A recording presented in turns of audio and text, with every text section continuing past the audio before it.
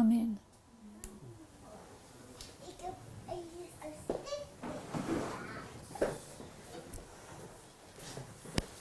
So a revision of what we've been doing. We started looking at the 2520 time prophecy.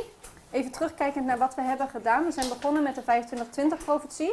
And one of the things among many that it teaches us, En een van de dingen onder vele dingen die het ons leert, that if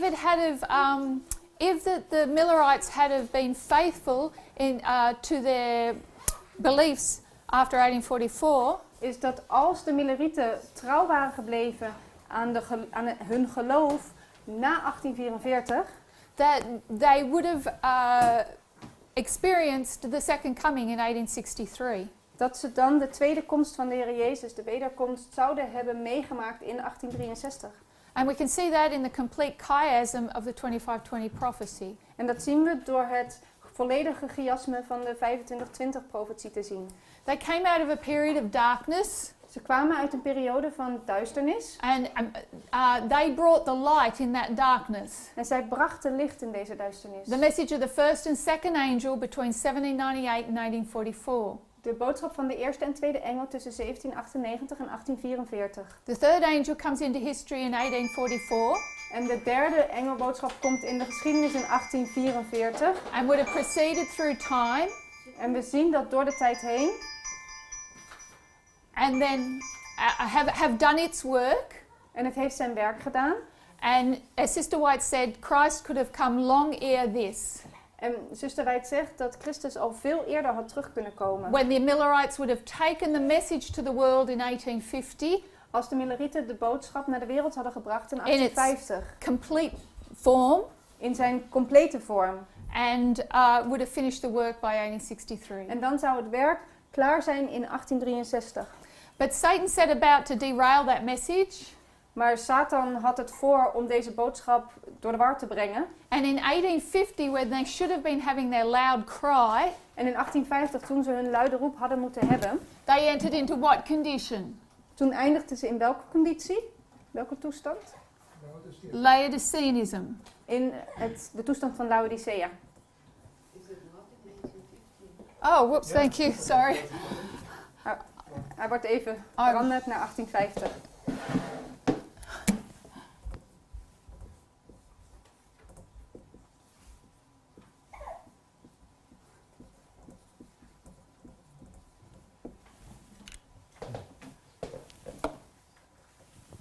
So,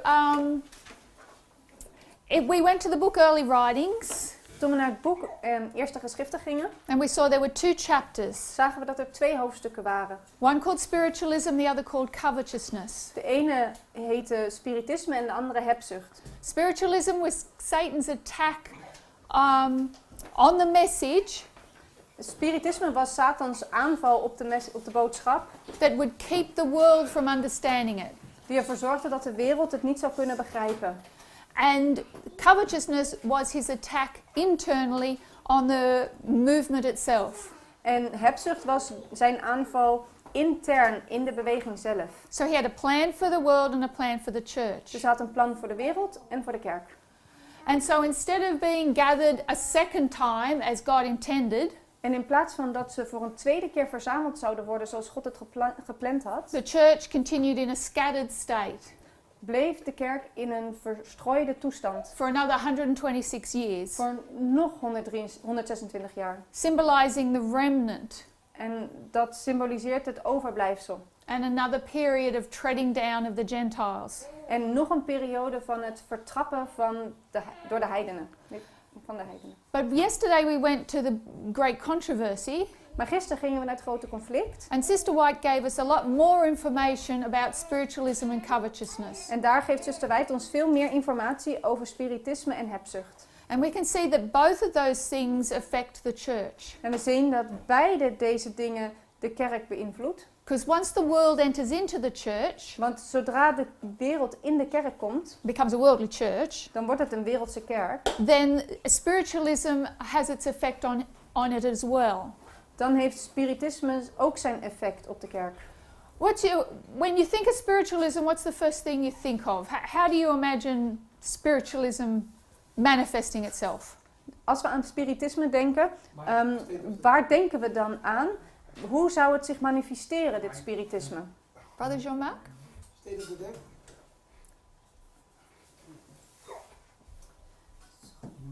State of the dead. State of the dead. Staat van de doden. And so, if you were to be beguiled by the wrong understanding of the state of the dead, En als je nu vervuild vervuild bent met een verkeerd verstand over de staat van de doden, how would you picture that would be manifested? hoe manifesteert zich dat dan in ons?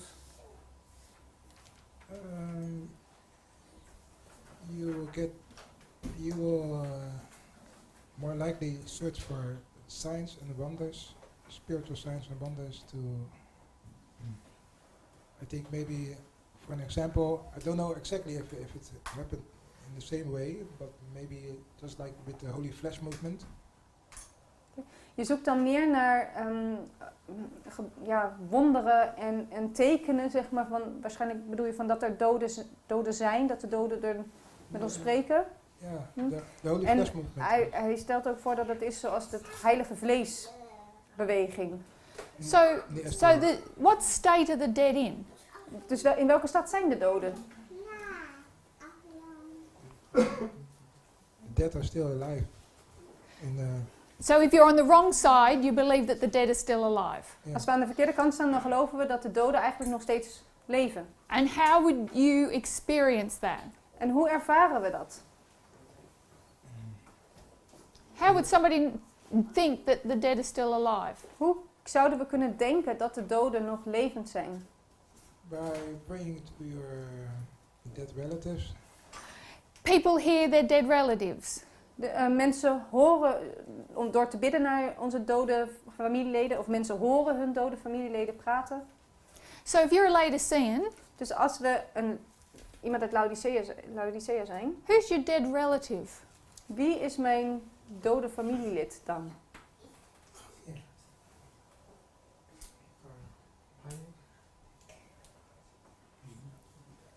So if you were to go to, say, Revelation chapter 3, Als we naar Openbaring hoofdstuk 3 gaan, and you've got Laodicea, the seventh church of Bible prophecy, en we hebben Laodicea, de zevende kerk in de Bijbelse can you profetie, see any other dead relatives in that chapter? zien we daar dode familieleden in dat hoofdstuk. Who's dead in that chapter? Wie is er dood in dat hoofdstuk? Sardis. Sardis. Sardis have a name that they're alive, but they're dead. Sardis heeft een naam dat ze levend zijn, maar ze zijn dood. And who do we generally understand the Church of Sardis to be? En wie zeggen wij dat Sardis is? Who are those that have got a name, but it's a dead name? Wie zijn zij die een naam hebben, maar het is een dode naam? Prestigious? Oh, sorry. Say? Oh, yeah, sorry. Yeah, but Jean-Marc, say it into the microphone. Protestant. Protestants. Protestanten. It's a dead name. Het is een dode naam. They're our dead relatives. Yeah. Zij zijn onze dode familieleden. Have they been speaking to us during this 126 years of darkness? Hebben zij tot ons gesproken in deze 126 jaar duisternis? No. Have we been listening to the voice of our dead relatives? Hebben we geluisterd naar de stemmen van dode familieleden? So the church has been imbibing in spiritualism. Yeah. Dus de kerk verblijft Being eigenlijk in into spiritisme. Mhm. And so we see, because we understand what happened in 1844. Want wat gebeurde er in 1844? Christ moved. Christus heeft zich verplaatst. Not everybody moved with him. Maar niet iedereen ging mee met hem. Those that didn't move with him stayed in the holy place. En zij die niet meegingen, bleven in het heilige. They're still in church, En ze zitten nog steeds in de kerk. but who is giving them their experience? Maar wie geeft ze hun ervaring? Yeah, Satan is breathing on them an unholy influence. Satan blaast op ze met een onheilige invloed. So, and now, once we went into darkness, we started imbibing that unholy influence. En toen wij in de duisternis gingen, toen namen we eigenlijk deze onheilige invloed ook aan. And that started earlier than we realized. En dat begon vroeger dan dat we ons realiseren. And it's grown and grown until if you pick up a Seventh-day Adventist Sabbath School pamphlet today, En dat is, het groeit en groeit en groeit totdat we nu een pamflet nemen van de Kerk der Zevende-dags Adventisten. Sister White gets as much recognition as an evangelical commentator. Daar krijgt zuster White net zoveel erkenning, zeg maar, of plaats als een evangelische predikant. So we can view those 4 chapters in the great controversy about spiritualism Dus we kunnen naar die 4 hoofdstukken in het grote conflict kijken and get many lessons out of them. en er veel lessen uit leren. The other 4 chapters are a repeat and enlarge of what covetousness can do to the church. De andere 4 hoofdstukken zijn een herhaling en vergroting van wat hebzucht in de kerk doet. Worldliness. Wereldgezindheid. And worldliness doesn't mean that you're wicked morally. En dat betekent, wereldgezindheid betekent niet dat we moreel gezien het helemaal fout doen. You can just be bowed down with the cares of this world We kunnen helemaal opgaan in de zorgen van deze wereld. and just fail to recognize your high calling. En onze hoge heilige roep niet meer kunnen herkennen. So we went to a chapter in Great Controversy that gave the answer or a cure for spiritualism and worldliness. We gingen naar een hoofdstuk in het grote conflict die het antwoord of een genezingsmogelijkheid gaf voor spiritisme en hebzucht. Chapter 37, the scriptures a safeguard. Hoofdstuk 37, de Bijbel een bron van veiligheid. Ja. And in that very first paragraph of the chapter, En in de eerste paragraaf van dit hoofdstuk it tells us what the scriptures are going to safeguard us against. vertelt het ons waar de Bijbel ons voor beschermt. What were the 2 things? Wat waren de 2 dingen? False prophets or false teachers Valse profeten of valse leren. and powers of the Spirit. Spirits of darkness. Something like that. If anybody's got it, first paragraph.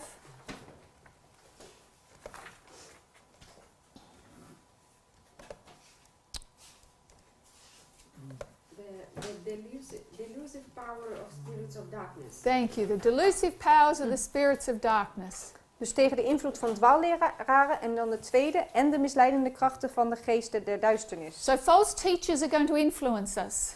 Dus valse leren gaan ons beïnvloeden. Where are the false teachers? Waar zijn de valse leraren? De They're dwaalleraren. inside the church. Die zijn in de kerk. The delusive powers of the spirits of darkness? En de misleidende kracht van de geesten der duisternis Outside the church. zijn buiten de kerk. So we have internal and external attacks. Dus we hebben interne en externe aanvallen. And the scriptures are that safeguard. En de Bijbel is onze bron van veiligheid. And so then we went to 594.1. En toen gingen we naar 594.1. And Sister White's going to give us a story En zuster White geeft ons een verhaal. straight from the New Testament. Meteen van het Nieuwe Testament. And she's going to turn it into a parable. En ze maakt er een gelijkenis van. And it's the story of Christ and his disciples. En het gaat over de Heer Jezus en de Heer Jezus Christus en zijn discipelen. So if we put Christ's life on a line, Als we, or the line of Christ, als we een lijn maken van het leven van Christus, we come to the time of the end, dan komen we bij de tijd van het einde. which is marked by what? En dat wordt gemarkeerd door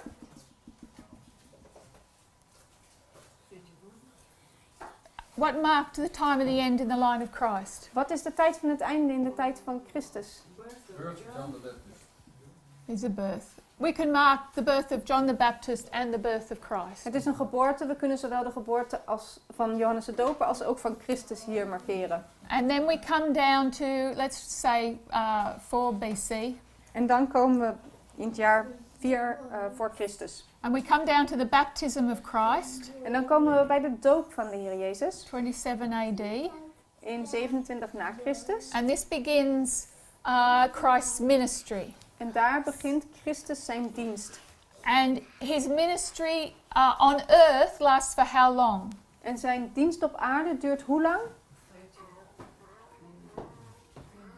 3.5 years 3,5 jaar. or 1260 days. Of 1260 dagen. Bringing us to what waymark? En bij welke wegmarkering komen we dan uit? The cross, Bij het kruis. 31 AD. In 31 na Christus. So the disciples have walked with Christ for at least 3 years. Dus de discipelen hebben minstens 3 jaar lang met Christus meegelopen. And in that time, the Saviour has explained to them future events. En in die tijd heeft Christus hen toekomstige gebeurtenissen uitgelegd. Events connected with the close of their probation. Gebeurtenissen die samenhangen met het einde van hun genadetijd. Repeatedly he says, I'm going to go to Jerusalem, I'm going to be betrayed, I'm going to die, and then I'm going to raise from the dead. Dus herhaaldelijk zegt hij, ik ga naar Jeruzalem, ik zal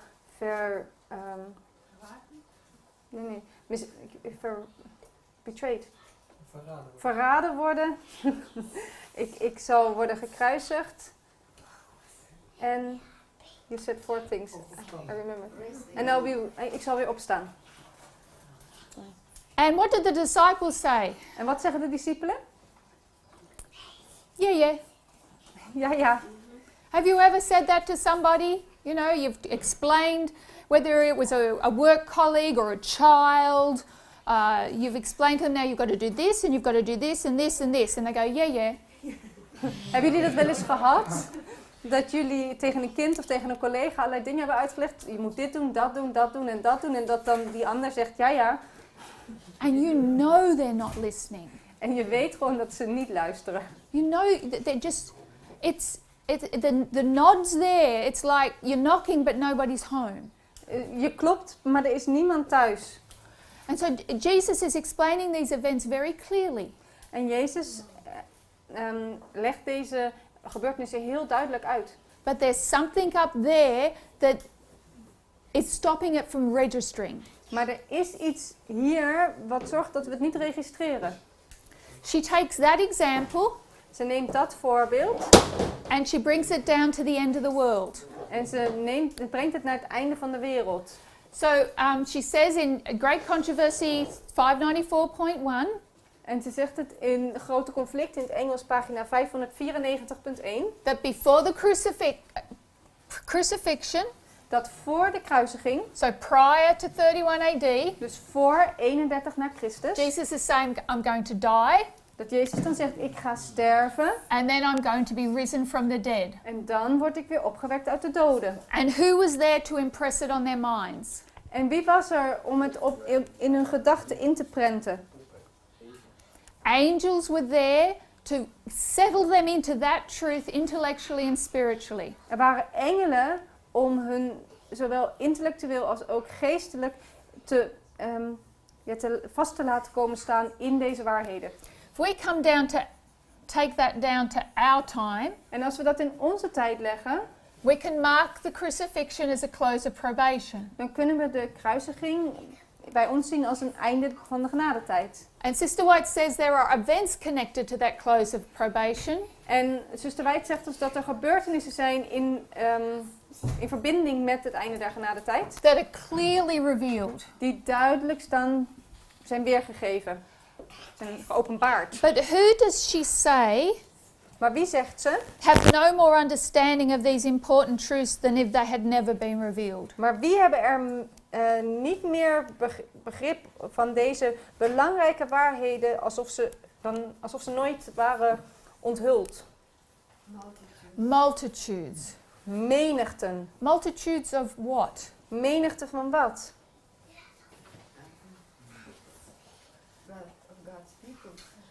Where's the word? How are we going to understand who these multitudes are that she's talking about here at the end of the world? Hoe gaan we begrijpen wat voor menigte dat zijn waarover ze hier spreekt aan het einde van de wereld? The next sentence maybe, or this Satan watched to catch away every impression that would make them wise unto salvation. I want to know who the multitudes are. Ik wil weten wie de grote menigte is. The internet. You have to look at the paragraph. She's going to tell us who the multitudes are. We moeten in de paragraaf lezen, want dan zal ze ons vertellen wie die menigte zijn. What does she do in this paragraph? Wat doet ze in deze paragraaf?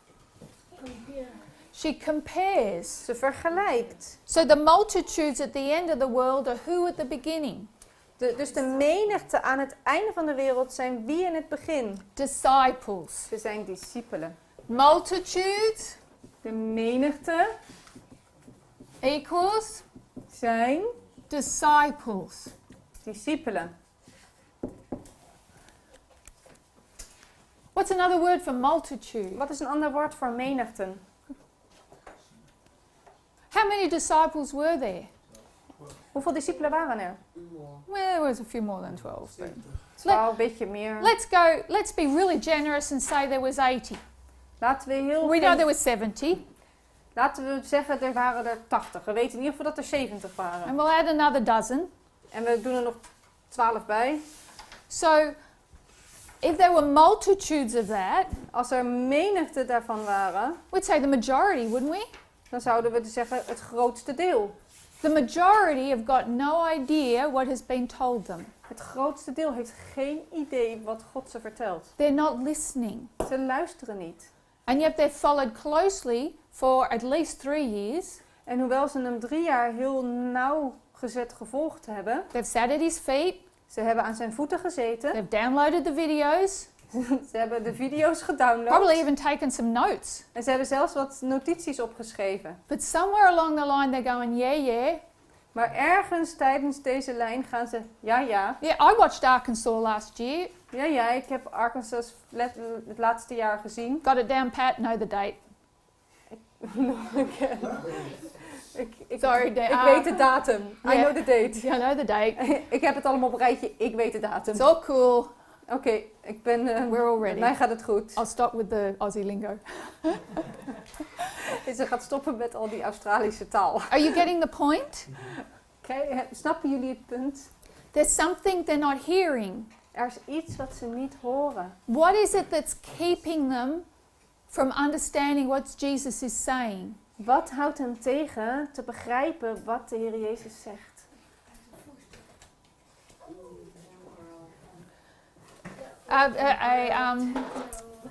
Mic for Sister Urada.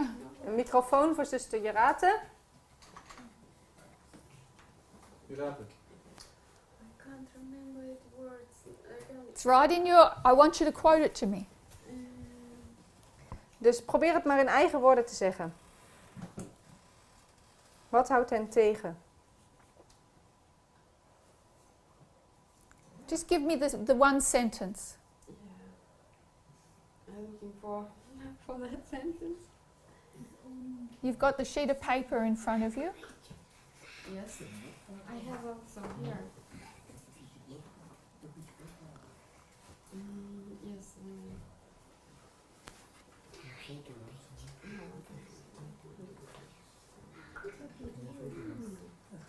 Is anybody else? Iemand anders? Brother Arian? Yes. Ze waren op zoek naar tijdelijke bevrijding. The disciples are looking for temporal deliverance from the Roman yoke. De discipelen keken uit naar een tijdelijke bevrijding van het Romeinse juk. And they could not tolerate the thought that he in whom all their hope centered En ze konden de gedachte niet tolereren dat hij, op wie al hun hoop was gevestigd, should suffer an ignominious death. een vreselijke dood zou sterven. So there's really two things there. Dus eigenlijk zijn er 2 dingen daar. What did we discover yesterday that the word temporal meant? Wat hebben we gisteren ontdekt wat het woord tijdelijk betekent? Something you can see. Iets wat we kunnen zien. So we read from, where did we read from? It was Corinthians, yes. 2 Corinthians 4:18. En we hebben gisteren uit 2 Korinthe 14 8 vers 14.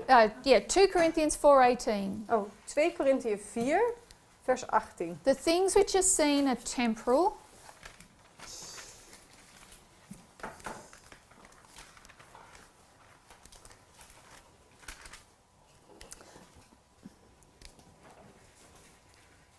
Oh, sorry. Want het is halverwege het vers, 2 Korinthe 4 vers 18. Want de dingen die men ziet zijn tijdelijk. Halfway the verse. but the things which are not seen are eternal. Maar de dingen die men niet ziet zijn eeuwig. So eternal things are not seen, temporal things are seen. Dus eeuwige dingen worden niet gezien, maar de tijdelijke dingen worden wel gezien. And what did they want to see? En wat wilden ze zien? What was it they wanted to see? Wat was het dat ze wilden zien? Deliverance. Bevrijding. This is when deliverance was given. Dit is wanneer er bevrijding wordt gegeven. Could they see it? Konden ze dat zien? No. No. Nee. So what period followed the close of probation? Dus wat voor periode volgde er op het kruis? And they were unprepared for what? Ze waren onvoorbereid op wat? The time of trouble. De tijd der benauwdheid. Because in the time of trouble, they needed to be able to see the unseen. Want in de tijd der benauwdheid moesten ze in staat zijn om het niet zichtbare te zien. The preparation for that En de voorbereiding daarvoor was the events leading up to the crucifixion. waren de gebeurtenissen die leidden tot de kruisiging. They still had in their mind that deliverance was going to look much different than how Jesus was explaining it. En ze hadden het nog steeds in hun gedachten dat hun bevrijding heel anders zou zijn dan hoe Jezus het hen liet zien. They En had het uitlegde.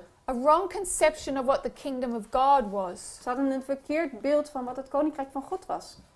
So they were expecting at this point a deliverance from one kingdom, Want ze verwachten op dit punt een bevrijding van het ene koninkrijk. to be followed by a new kingdom with Christ at its head. Wat zou worden gevolgd door een nieuw koninkrijk met Christus aan het hoofd. And it was, but just not how they expected it to look like. En dat was zo, alleen niet hoe zij het verwacht hadden. And so Sister White says there are events connected with the close of our probation, Dus zuster White zegt, er zijn gebeurtenissen in verbinding met het einde van onze genadetijd. clearly revealed, Die duidelijk getoond zijn. and those events are going to prepare us for a time of trouble. En deze gebeurtenissen gaan ons voorbereiden op onze tijd der benauwdheid. And during that time of trouble, we have to have the faith to believe in something we can't see. En tijdens die tijd der benauwdheid moeten wij het geloof hebben om te vertrouwen op iets wat we niet zien. So the disciples were not ready for this event Dus de discipelen waren niet klaar voor deze gebeurtenis. to be what? Om wat? According to the passage. Volgens de What did she call this volgens event? het citaat. Hoe noemden ze deze gebeurtenis? An ignominious death. Oh, een smadelijke dood. So they were expecting this point Zij dachten dat dit punt to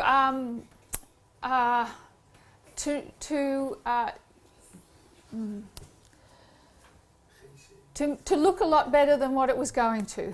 dat er veel beter uit zou zien dan dat het daadwerkelijk deed. So what was it that was keeping their mind from understanding what Christ was saying? Wat was het eigenlijk dat hun gedachte ervan afhield om te begrijpen wat Christus eigenlijk zei tegen hen? We saw that they were still carrying darkness We zagen dat er nog steeds duisternis in hen was with them through this time period. gedurende deze hele tijdsperiode. Because you can't see things if you're in darkness. Want we kunnen dingen niet zien als we in de duisternis zijn. Remember, this time period here is light through the darkness. Weet jullie nog? Deze tijdsperiode hier is licht in de duisternis. So this time period here is light through the darkness. Dus deze periode hier is licht in de duisternis. Which means this is darkness Dat betekent dat dit duisternis is, as much as this is, net zoals hier, only there's now light shining in it. maar er schijnt nu licht doorheen. And it takes them a while to fully come out into the brightness of the light. En het duurt hen een tijdje voordat we komen in het echte volle licht. It needs to be, we need to be in the full light before the close of probation. We moeten in het volle licht zijn voor het einde der genadetijd. And recognize what darkness we've brought with us from this period. So see if we've brought any dark baggage with us through this period. We should. Yes. Wij moeten zien of wij nog duisternis met ons meedragen vanuit die periode. So, thought we would take a look at these periods of darkness. Ik dacht dat we even konden gaan kijken naar deze periode van duisternis. What can it teach us? Wat kan ons dat leren? First of all, what do we know about darkness? Go to Daniel chapter 2. Ten eerste, wat kunnen we leren over duisternis? Ga naar Daniel hoofdstuk 2.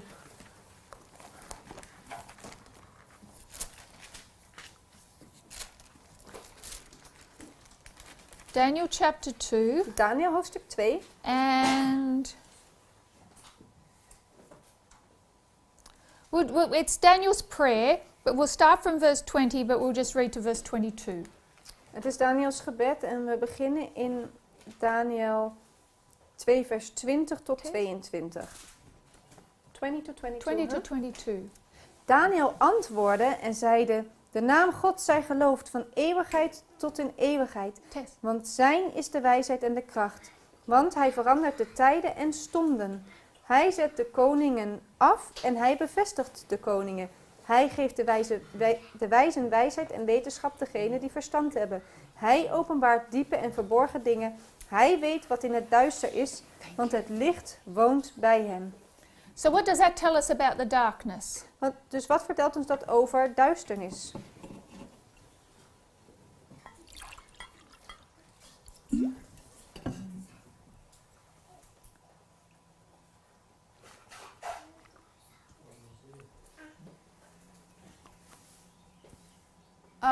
I heard a voice. No, ik zei, come on.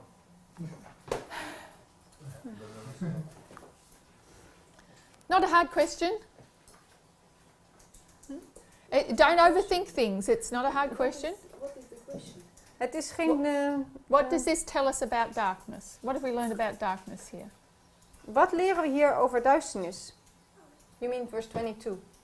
Yeah, that's where I see, yes. Vers 22? If there is darkness, there is no light in him. This passage He is knows something what else. is in the dark. So God knows what's in the darkness. Dus God weet wat er in het duister is. So obviously there's something in darkness. Dus er is iets in het Because duisternis. God knows what it is. Want God weet wat het is. What else? What is in that darkness according to verse 22? Wat is er in die duisternis volgens vers 22? Light.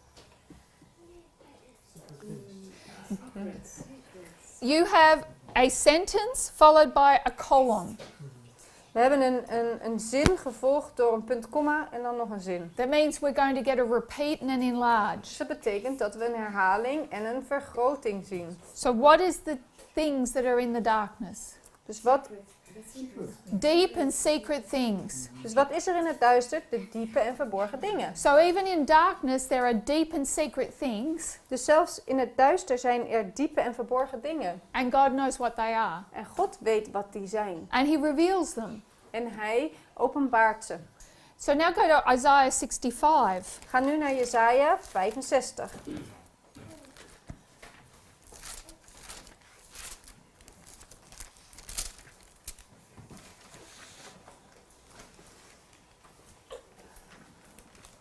Did I say Isaiah 65? Sorry. Isaiah 45, my bad. Het moet Isaiah Jesaja 45. 45 zijn. We'll read verses 1 to 3. Isaiah 45, 1 to 3. Jesaja 45 vers 1 tot 3. Alzo zegt de Heere tot zijn gezalfde, tot Kores, wiens rechterhand ik vat, om de volken voor zijn aangezicht neder te werpen. En ik zal de lendenen der koningen ontbinden, om voor zijn aangezicht de deuren te openen, en de poorten zullen niet gesloten worden. Ik zal voor uw aangezicht gaan, en ik zal de kromme wegen recht maken. De koperen deuren zal ik verbreken, en de ijzeren grendelen zal ik in stukken slaan. En ik zal u geven de schatten die in duisternis zijn, en de verborgen rijkdommen, opdat gij moogt weten dat ik de Heere ben, die u bij uw namen roept. So Daniel tells us that darkness contains deep and secret things. Daniel vertelt ons dat de duisternis diepe en verborgen dingen We see in a zich heeft. similar verse here in verse 3. We zien hier hetzelfde in vers 3. God's going to promise Cyrus something. God belooft Kores iets. And who is Cyrus? En wie is Kores? God's anointed. Sorry? God's anointed. God's anointed. Gods gezalfde. He was anointed to do what? Hij was gezalfd om wat te doen? What's his job description? Wat is zijn taak? He was Israel. deliverer. Hij was een bevrijder. Do you remember the disciples were hoping for temporal deliverance from the Roman yoke? Weten jullie het nog? De discipelen die verlangden naar tijdelijke bevrijding van het Romeinse juk. Everybody's waiting for the deliverer. Iedereen wacht op de bevrijder. And here